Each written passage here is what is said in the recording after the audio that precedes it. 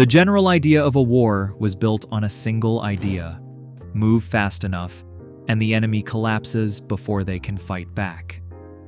In World War II, for 2 years, that idea won every battle that mattered. Entire nations fell in weeks. The formula seemed unbreakable until it was not. Scattered reports from the front. Engagements that should have been easy were not. Tanks that were supposed to dominate were pulling back, and the problem kept getting worse. What they ran into was not a better strategy. It was a machine. One that did not fit any category they had prepared for. One that forced them to realize their entire approach to warfare had been built on assumptions that were no longer true. The response took years and cost resources they did not have. By the time they figured out what they were actually fighting, the war had already shifted into something completely different. This is the story of how 30 tons of steel changed the course of history.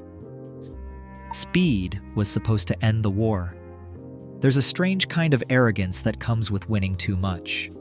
Germany had spent the opening years of World War II proving that modern warfare belonged to whoever moved fastest. Poland fell in weeks. France, the military power that had dominated European thinking for generations, collapsed in 6. The Low Countries barely registered as obstacles. By the summer of 1940, the German military was not just confident. It was certain it had discovered something fundamental about how wars should be fought. The idea was not complicated. Concentrate your armor at a single point. Break through. Do not stop to consolidate. Do not wait for infantry to catch up. Just keep moving, deeper and deeper into enemy territory, faster than anyone can organize a response. The goal was not to fight a better battle than your opponent. It was to make sure they never got the chance to fight at all. Hit them before they are ready. Keep them panicking. Force a collapse before resistance can even form. They called it Blitzkrieg, and for a while, it looked like genius. But here is the thing about tactics that work perfectly. They do not just win battles, they create believers, and believers do not question, they escalate. By 1941, Germany was looking east. The Soviet Union stretched across 11 time zones, held resources Germany desperately needed, and represented everything the Nazi leadership ideologically opposed. The decision to invade was not just strategic, it was inevitable, given how the German high command saw the world. They approached it the same way they had approached everything else, with overwhelming force at the point of contact, rapid advance, and collapse before winter. The plan assumed the Soviet Union would crack the same way France had. That assumption was not based on careful analysis.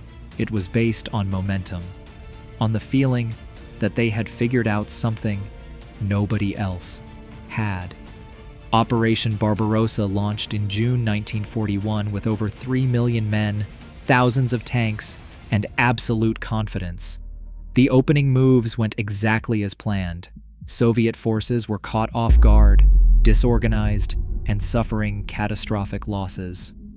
German armored columns pushed hundreds of miles into Soviet territory in the first weeks. It looked for a moment like the same story playing out again: fast movement, shattered defenses, inevitable victory. Then the story changed. Somewhere in the chaos of those early battles, German tank crews started encountering something they did not have a reference for. It was not that Soviet resistance stiffened. Resistance was expected. It was that they started running into a tank that did not behave the way tanks were supposed to behave. It was not bigger. It was not slower. It did not fit into the categories German intelligence had prepared for. And critically, it did not die when it was supposed to. The reports coming back from the front were not about tactics or terrain. They were about a machine, a Soviet medium tank designated T-34. And those reports carried a tone German commanders were not used to hearing. Not frustration, not annoying, something closer to alarm. The problem wasn't that the T-34 was invincible. Nothing on a battlefield is invincible. The problem was that it was better. Better in ways that mattered. Better in ways that directly countered what German tanks had been designed to do. Its armor was sloped, which meant German shells that should have penetrated just glanced off. Its tracks were wide, which meant it moved through mud and snow that bogged down German vehicles. Its gun hit harder than anything the Germans were fielding at that weight class. And it kept showing up. Not in small numbers, not as a rare encounter, everywhere. There's a specific kind of shock that comes from realizing your advantage isn't real. German tank doctrine had been built around speed and firepower. Light tanks for reconnaissance, medium tanks for exploitation, the occasional heavy tank for breakthrough work. It was a system that rewarded aggression and flexibility. And it had worked, right up until it met something that was fast, heavily armed, and survivable all at once. The T-34 didn't fit into the German understanding of what a medium tank should be. It was supposed to be a compromise. This wasn't a compromise. This was something else.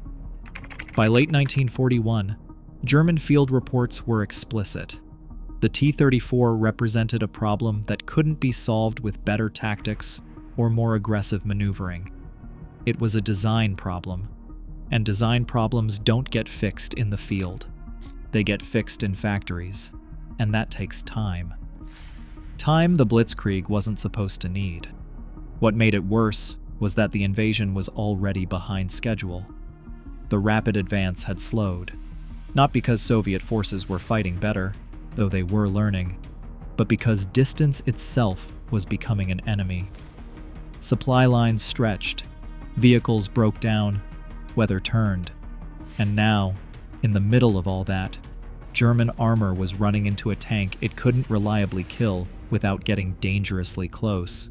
The strategic situation was deteriorating, and the tool that was supposed to fix strategic situations, overwhelming mobile firepower, had just stopped working the way it was supposed to.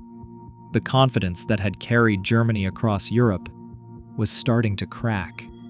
Not publicly, not in any way that showed up in propaganda or official communications, but in the internal reports, in the assessments being sent back to Berlin, there was a shift. The war in the East wasn't going to be quick. And the reason it wasn't going to be quick had a name, a designation, and 30 tons of sloped steel. Something had just fundamentally changed about how this war was going to be fought. And the people who thought they'd figured out modern warfare were suddenly the ones trying to catch up. It stopped the German invasion of the Soviet Union. The German army entered the Soviet Union with clear expectations about what they'd be facing. Soviet equipment was supposed to be crude, outdated, and mass-produced in the worst sense of the term. Quantity over quality. That's what intelligence had suggested. That's what ideology had promised. The idea that a Soviet tank could be technically superior to German engineering wasn't just unexpected. It was unthinkable. Reality introduced itself quickly. The first encounters with the T-34 happened in the chaos of the invasion's opening weeks. Scattered reports from different units about a tank that seemed wrong. Shells weren't penetrating. Hits that should have disabled the vehicle were doing nothing. German tank crews, who'd spent 2 years growing accustomed to battlefield dominance, were suddenly pulling back from engagements they should have won. That doesn't happen because of luck. That happens because something fundamental has shifted. The design of the T-34 wasn't revolutionary in the sense of using brand new technology. It was revolutionary in the sense that it took existing concepts and combined them in a way nobody else had bothered to. Sloped armor wasn't new. The principle was simple. When you angle the steel, A shell has to travel through more material to penetrate. But most tank designers treated sloped armor as a compromise. It made the interior cramped. It complicated manufacturing. The Soviets did not treat it as a compromise. They treated it as the starting point. Every surface that could be angled was angled. The result was a tank that on paper had 45 millimeters of armor, but in practice required firepower designed to punch through 90 millimeters or more. Then there were the tracks. Wide, almost absurdly so compared to what German tanks used. Ground pressure matters in warfare more than most people realize. A heavy vehicle with narrow tracks sinks. It gets stuck. It becomes a stationary target.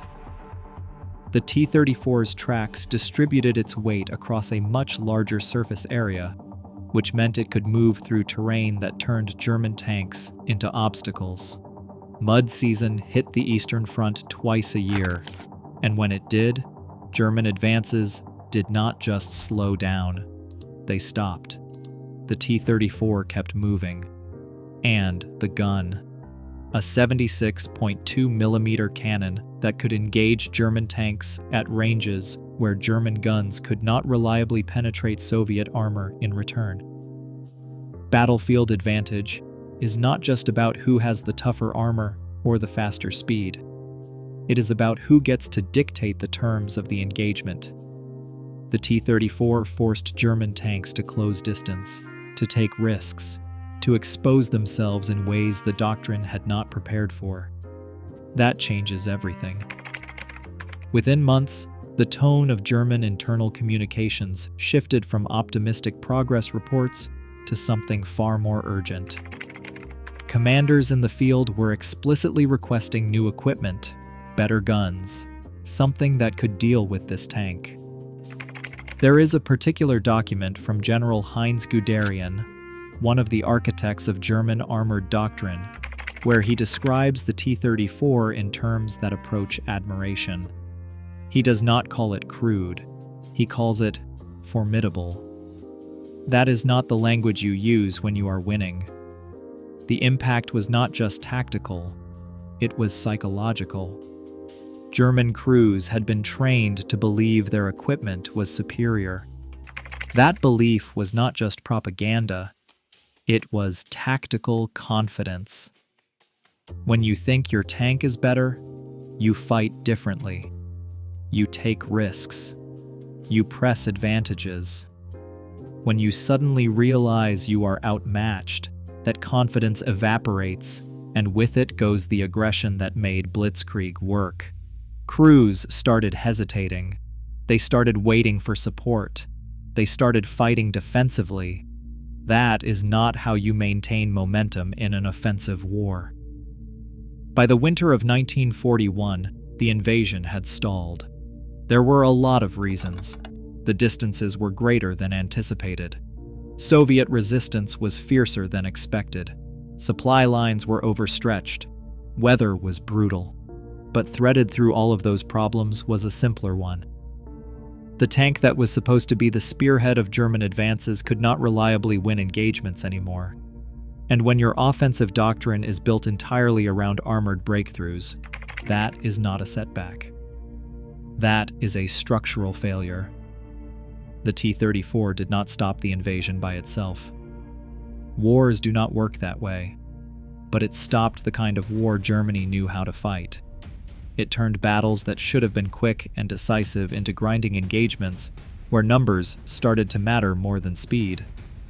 It forced the German army to fight the exact kind of war it had been designed to avoid. And it did all of that not by being perfect, but by being good enough in all the ways that mattered, produced in numbers that made individual losses irrelevant, and deployed by an enemy that was learning, adapting, and absolutely refusing to collapse on schedule. The Eastern Front stopped being about momentum. It started being about attrition. And in a war of attrition, the side with more tanks has a very simple advantage. Germany now faced a choice. Keep using the tanks they had, and accept that every engagement was a gamble, or go back to the drawing board and design something that could compete. Neither option was good. One was just less immediately disastrous than the other. The question wasn't whether Germany would respond. The question was whether they could respond fast enough, and what that response would cost them. It forced Germany to redesign its entire tank program. The word to remember is redesign. When a military encounters a problem it cannot solve with existing tools, two things happen. First, there is denial. Reports get questioned. Field observations get second-guessed. Maybe the crews are exaggerating. Maybe the situations were unusual. Maybe better tactics would fix it. That phase does not last long when tanks keep getting knocked out. Second, there is panic. The bureaucratic kind. Meetings get called, committees form, engineers get pulled into urgent consultations, and somewhere in that process, someone has to stand up and say the thing nobody wants to hear. We need to start over. Germany did not start over completely, but what they did was close enough. The response to the T-34 was not a minor upgrade or a tactical adjustment. It was two entirely new tank designs, developed under pressure, rushed into production, and deployed with the kind of urgency that usually indicates something has gone very wrong. The Panther tank was the more direct response. Panther. German engineers had been given a clear directive: study the T-34, figure out what makes it work, build something better. The Panther borrowed liberally from Soviet design. Sloped armor became standard. The gun was upgraded to a long-barreled 75mm cannon that could punch through Soviet armor at range. On paper, it was exactly what the situation called for. A medium tank that could go toe-to-toe with the T-34 and win. In practice, it was a maintenance nightmare. The Panther was over-engineered in ways that made it excellent when it worked and useless when it did not. The transmission failed constantly. The engine was prone to fires. Crews needed specialized training just to keep the thing running, and production was slow. Each Panther required precision manufacturing, skilled labor, and resources Germany was already running short on. It was a better tank than what Germany had been using, but better does not mean much if you cannot field enough of them. The Tiger was the other response. Tiger. If you cannot match Soviet production numbers, build something so overwhelmingly powerful that numbers do not matter. The Tiger mounted an 88mm gun that could destroy any Allied tank at ranges where return fire was impossible. Its armor was thick enough that most shots just bounced off. It was, in terms of raw capability, probably the most feared tank of the war. It was also absurdly expensive, required constant maintenance, broke down frequently, and was so heavy it could not cross most bridges without risk of collapse. Germany produced fewer than 1,400 Tigers during the entire war. The Soviet Union was producing thousands of T-34s every month.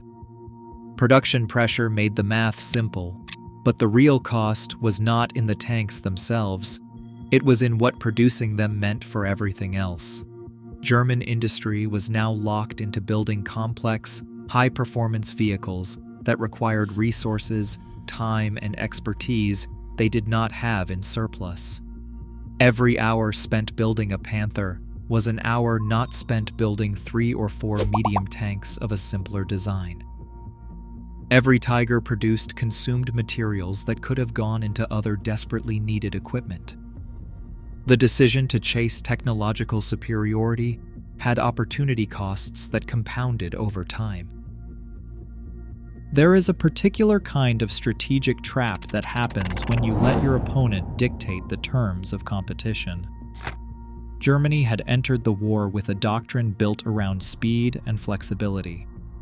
The T-34 forced them to abandon that doctrine and compete on different terms terms, the Soviet Union was far better positioned to win. By 1943, Germany was fighting a war where industrial capacity mattered more than tactical brilliance, and they were losing that fight badly. The shift showed up in the way battles played out.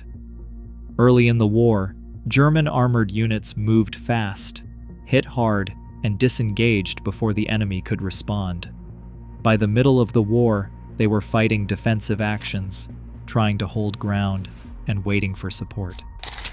The tanks were better, individually, but there were not enough of them, and they spent too much time broken down or waiting for parts.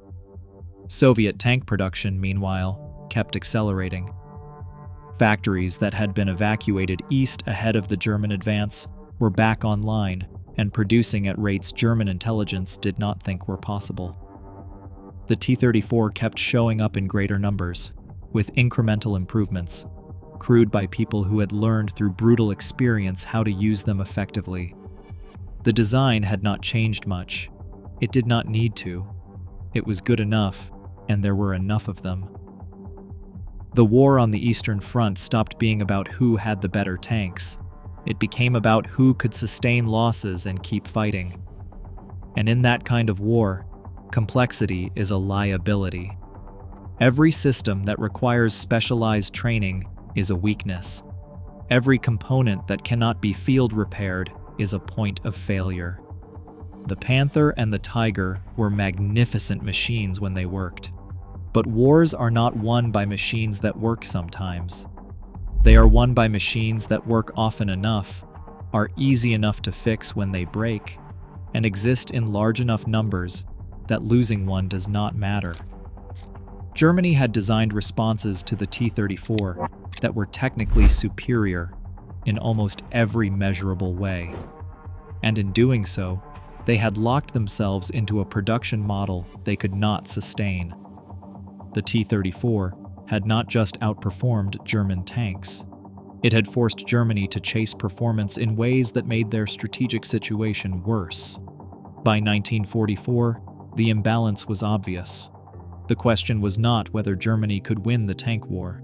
It was how long they could keep losing it before the whole front collapsed. It proved mass production beats perfection.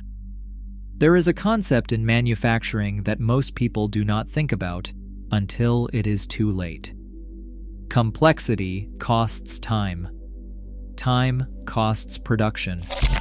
And in a war where the other side is losing tanks by the hundreds and replacing them by the thousands, production is the only number that matters. The Soviet Union understood this from the beginning. The T-34 wasn't designed to be the best tank on the battlefield. It was designed to be good enough, produced fast enough, and simple enough that the people building it didn't need to be experts. That sounds like a compromise, and it was. But compromises aren't weaknesses if they're made for the right reasons. Soviet factories building T-34s weren't using precision tooling. They were using welding techniques that were faster and cruder than what German manufacturers would have accepted. The welds were rough. The armor plates didn't fit together with the kind of exactness that German engineers valued. The interiors were cramped, uncomfortable, and offered minimal crew protection. By the standards of pre-war tank design, the T-34 had flaws everywhere you looked. But none of those flaws stopped it from doing what it needed to do. The tracks were stamped, not machined. The turret was cast in a single piece, which was faster than assembling it from multiple plates. The gun was reliable but not refined. The engine was a diesel, which gave it better fuel efficiency and lower fire risk than the gasoline engines most tanks used, but it was loud and produced visible exhaust. Everything about the design prioritized speed of production over elegance, and the numbers reflected that. By the end of 1942, Soviet factories were producing more than 1,000 T-34s every month. By 1943, that number had doubled. Over the course of the entire war, more than 57,000 T-34s rolled off production lines. That's not a manufacturing process. That's an industrial avalanche. Germany couldn't match it, not even close. The Panther, for all its technical sophistication, required machining that took time. The Tiger required even more. Skilled labor was in short supply, and resources were being diverted to other parts of the war effort. Every tank Germany built was a small masterpiece of engineering, but masterpieces don't scale. The entire German tank production for 1943 was around 6,000 vehicles.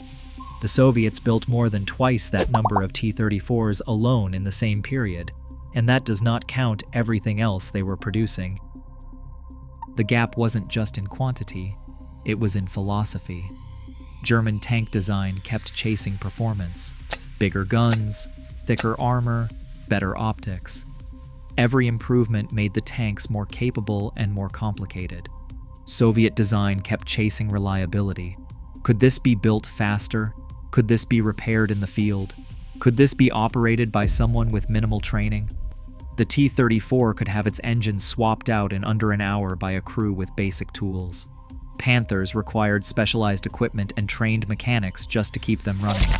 That difference showed up in availability rates. A German armored division might have 200 tanks assigned to it, but only 120 operational at any given time. The rest were in repair, waiting for parts, or broken down somewhere behind the lines. Soviet units expected attrition, and they planned for it. Tanks got destroyed, and replacements arrived. The cycle kept going because the production pipeline never stopped. There is a specific kind of advantage that comes from treating equipment as replaceable. Crews take more risks. Commanders commit armor to situations where losses are expected because they know more tanks are coming. You do not fight the same way when you are trying to preserve equipment as you do when you know you can afford to lose it. Soviet armored tactics evolved to assume losses. German tactics evolved to minimize them. That is not a tactical difference. It is a strategic one. The T-34 also benefited from something most advanced tanks could not match. It was simple enough that modifications in the field were common. Crews added extra armor plates. They welded storage racks for supplies. They improvised repairs using parts from destroyed vehicles. The design tolerated that kind of adaptation because it was not built to tight tolerances in the first place. You cannot modify a Panther in the field without risking catastrophic mechanical failure. You could beat a T-34 half to death and it would still start. By 1944, the imbalance had become existential. Germany was fielding smaller numbers of more capable tanks against an enemy that could absorb losses indefinitely and keep coming. Every battle became a math problem. Even if German tanks had a favorable kill ratio, even if they destroyed 2 or 3 Soviet tanks for every loss, the math did not work. The Soviets could afford those losses. Germany could not. The war on the Eastern Front had stopped being about technology. It was about endurance, about who could keep showing up, about who had built their entire war effort around the assumption that losses were acceptable as long as production kept pace. The Soviet Union had made that assumption from the start. Germany had assumed superiority would carry them through. It had not. What is remarkable is not that the T-34 was a good tank. It is that the philosophy behind it, the willingness to accept imperfection in service of scale, became the defining principle of industrial warfare. Wars are not won by building the perfect weapon. They are won by building enough of a good enough weapon that the other side runs out of ways to respond. And by 1945, Germany had run out. It reshaped tank design worldwide. Wars end, but the lessons do not. When Germany surrendered in 1945, the world's militaries started looking very carefully at what had actually worked. There were a lot of theories about armored warfare before the war. Most of them turned out to be wrong. The T-34 had settled arguments that tacticians had been having for decades, and it settled them with evidence nobody could ignore. Within a few years, the influence was everywhere.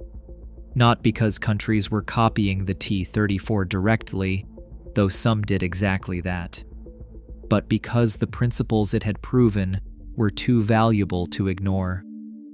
Sloped armor stopped being a design choice and became a requirement. Tanks that did not incorporate angled surfaces were considered obsolete before they left the drawing board. Armor thickness alone was not enough anymore. The geometry mattered.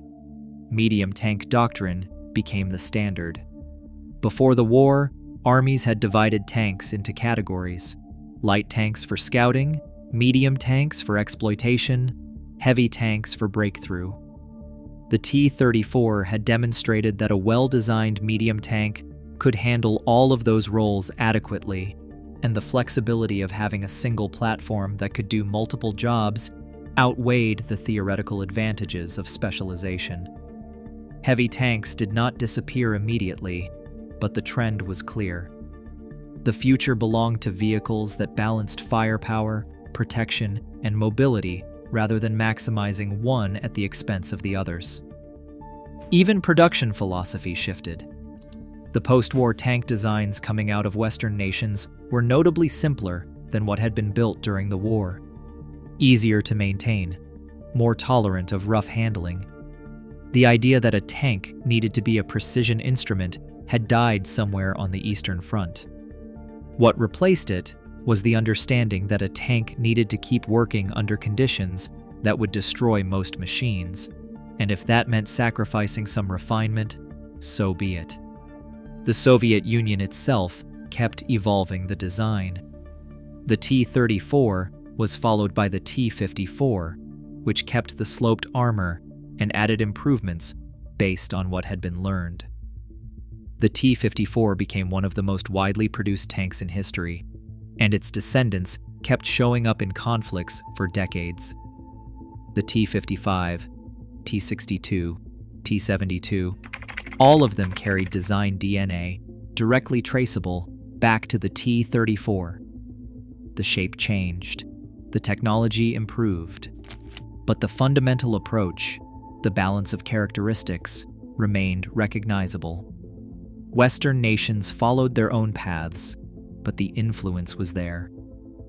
The American M48 Patton, introduced in the 1950s, used sloped armor and emphasized reliability over complexity. The British Centurion, which became the foundation of British armor doctrine for decades, balanced gun, armor, and mobility in ways that would have been familiar to T-34 designers. Even when the approaches differed in detail, the broader philosophy converged. What is striking is how quickly the shift happened. In 1939, tank design was still experimental. Armies were trying different ideas, seeing what worked. By 1950, there was broad consensus. Everyone knew what a modern tank needed to look like, and that consensus had been shaped, more than anything else, by watching what the T-34 could do and what it forced everyone else to respond to. The Cold War amplified everything. Both sides needed armor that could be produced in massive quantities, deployed across huge distances, and operated by conscripts with limited training. Those requirements pointed toward the same solutions the T-34 had demonstrated: simple, robust, maintainable.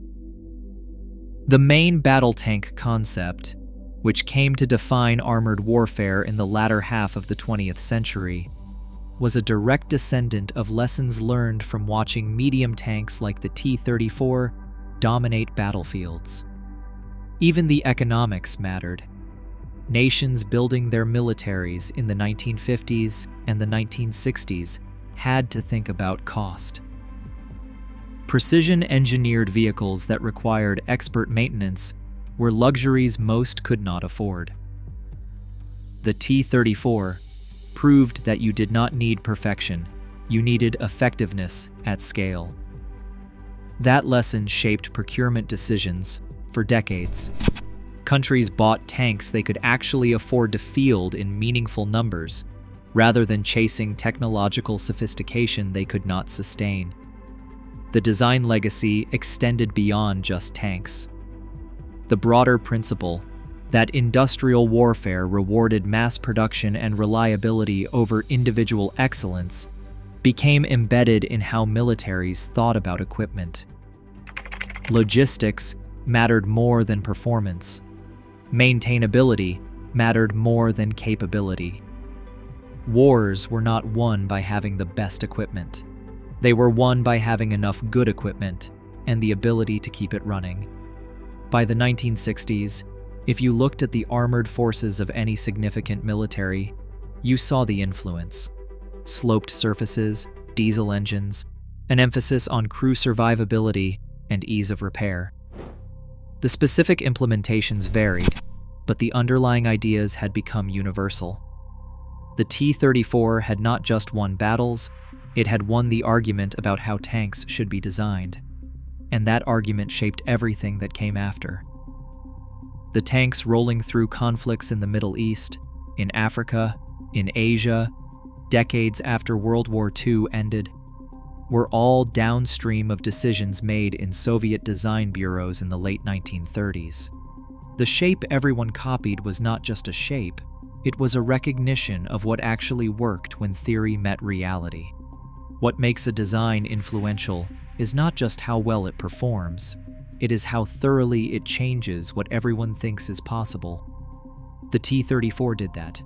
It redrew the boundaries of what a tank could be, and in doing so, it made everything that came before it look like a rough draft. It changed the outcome of the war and the world order.